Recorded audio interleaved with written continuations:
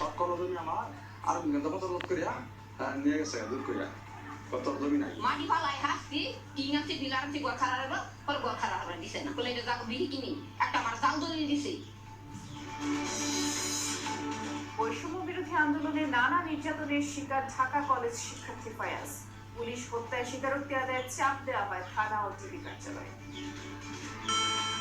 পাকে আপনার উপর করে আবার পায়ের গোড়ালিতে আপনার বাড়ি দিছিল অনেকগুলো।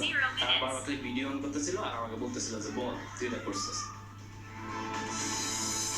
পশ্চিম তীরে ইসরায়েলি দখলদার ব্যক্তি ও প্রতিষ্ঠানের উপর মার্কিন নিষেধাজ্ঞা। সাম্প্রতিক বর্বরতায় আন্তর্জাতিক মহলে নিন্দার ঝড়।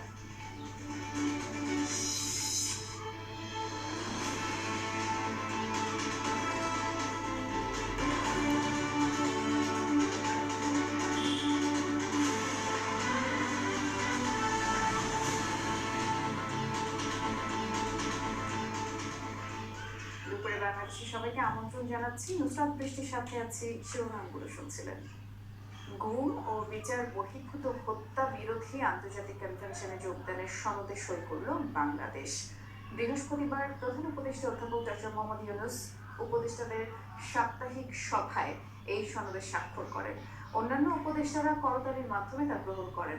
এ সময় ডক্টর মোহাম্মদ ইউনূস বলেছেন, এটি একটি ঐতিহাসিক মুহূর্ত, কারণ আন্তর্জাতিক গুমদিবরাও তাদের ফিরিয়ে দেওয়ার আকুতিও জানিয়েছিল সরকারের কাছে।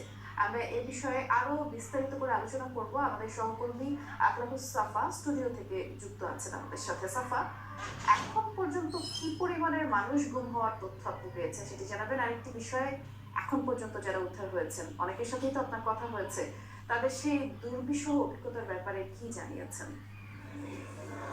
এই তো গতকালই আমার একজন সার্ভাইভারের সঙ্গে কথা হলো। তিনি আয়নাঘরে 94 দিন তিনি কাটিয়ে এসেছেন, সেখানে তাকে নিয়ে যাওয়া হয়েছিল। তার